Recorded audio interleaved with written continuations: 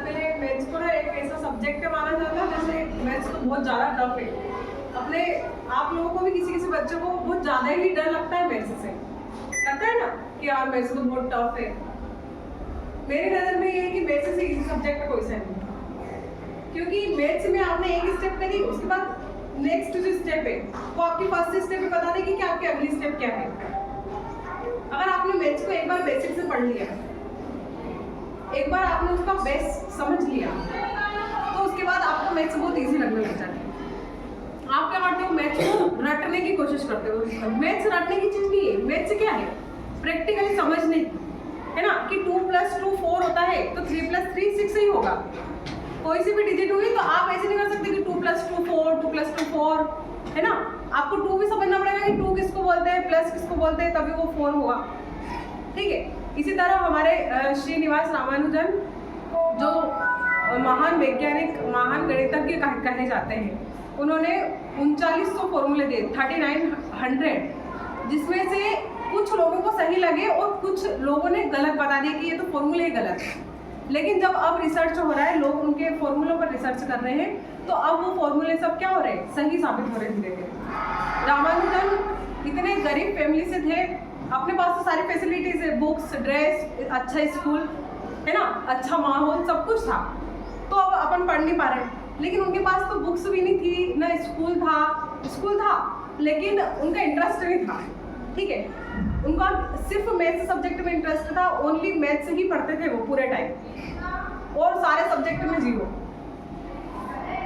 Maths उनके लिए उनका इतना फेवरेट सब्जेक्ट था मैथ्स कि वो रात में उठते, नींद से अगर उनकी नींद खुल गई रात में, तो वो उठ के फॉर्मूले लिखने लग जाते, फिर सो जाते।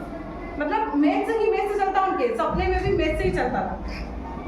इतना ज़्यादा आप अगर किसी चीज़ को सीखना चाहते हो या किसी चीज़ में इंटरेस्ट है आपका, तो आप उसको अपना जीवन ही बना लो। उठते, जागते, सोते, बैठते, आपको सिर्फ वही चीज़ सीखनी चाहिए, तभी आप उसमें परफेक्ट हो सकते हो।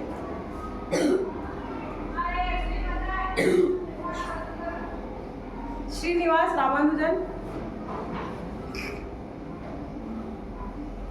उन्होंने जीवन में इतना संघर्ष किया, मतलब 12th में वो फेल हो चुके थे, 10th स्टैंडर्ड में जैसे तैसे पास हुए वो।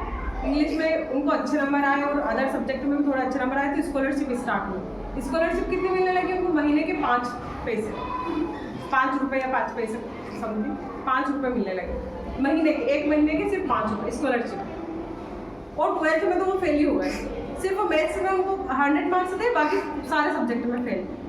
तो अब वो फेल हो गए, तो ना तो उनको आगे कॉलेज मिल सकता और ना ही उनको जॉब मिल सकती। ठीक है, तो फिर एक कलेक्टर थे साउथ के, मतलब ये जो अपने श्रीनिवास रामानुजन जी, ये साउथ इंडिया के।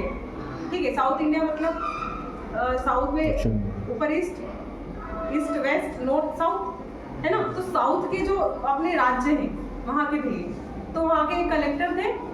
उन्होंने देखा कि वो भी बहुत अच्छे थे मैथ्स में, तो उन्होंने देखा कि नहीं यार ये बच्चा टैलेंटेड है, तो उनकी स्कॉलरशिप उन्होंने 25 रुपये करवा दी पर मंथ। और उस टाइम के लिए 25 रुपये भी बहुत ज़्यादा मायने रखते थे। तो इस तरह से उनका घर का गुजारा चलने लगा। उन्होंने आगे की पढ़ाई ऐसे धीरे धीरे करी। ठीक है, लोगों ने वो सपोर्ट भी किया, जैसे अभी भी आप लोग हो, तो अगर आपको अच्छे मार्क्स आते हैं तो आपको भी स्कॉलरशिप वगैरह मिलती, कॉलेज फ्री मिल जाता है ना। तो ऐसा नहीं है कि हम परिस्थिति का सहारा लेके कि हम तो गरीब है, हमारे पास तो ये नहीं है, हमारे पास ये सुविधा नहीं है, तो हम बहाने बना ले कि हम तो पढ़ नहीं पाए, है ना। उन्होंने क्या किया, परिस्थिति से सामना किया। उनके पास कुछ भी नहीं था, ना घर पे पैसे थे ज़्यादा, ना उनको सपोर्ट भी स्टार्टिंग में तो किसी ने भी नहीं किया, मजाक बनाया लोगों ने। लेकिन धीरे धीरे उन्होंने खुद से मेहनत की, खुद की कला को निखारा, खुद ने मैथ्स में इतने सम करे कि वो परफेक्ट हो गए, है ना। तो आपको भी ऐसा करना है कि हम ऐसा नहीं कि हम गरीब फैमिली से तो हम आगे पढ़ नहीं सकते, हमारे क्या जॉब लगेगी, ऐसे डीमोटिवेट नहीं होना है। ठीक है, आपको भी क्या करना है, सिर्फ अपनी मेहनत पे अपने ऊपर विश्वास रखना है, चाहे कोई कुछ भी कहे। सिर्फ मेहनत अपनी है और आप अपना घर का पूरा एटमॉस्फेयर चेंज कर सकते हो। अगर अपना फैमिली गरीब है और आपका लग गया पैकेज 10-20 लाख का, तो पूरा घर का एटमॉस्फेयर चेंज हो जाएगा, होगा कि नहीं होगा। आजकल ऐसे ही हो रहा है, आपने सुना होगा कि इसका 30 लाख का पैकेज, इसका 35 लाख का पैकेज। हमारे गांव की स्टोरी है, मतलब रियल है। वो उनके पिता में दूसरे के खेत में काम करने जाते थे, मजदूर थे, है ना, रियल स्टोरी है ये। और जितनी भी 2-4 बीघा जमीन होगी वो भी उन्होंने बेच दी उनके बेटे की पढ़ाई के लिए। और उस लड़के ने खुद ने इतनी मेहनत करी कि आज उसका 15 लाख रुपए का पैकेज है। मतलब सिर्फ अकेले कुछ भी नहीं, उसके पापा ने सिर्फ उसको पढ़ाया, मेहनत बाकी पूरी लड़के की थी, ठीक है। और उसको भी स्कॉलरशिप वगैरह मिली, अच्छे परसेंटेज बनाया उसमें तो स्कॉलरशिप मिल गई और आज उसका 15 लाख रुपए का पैकेज है।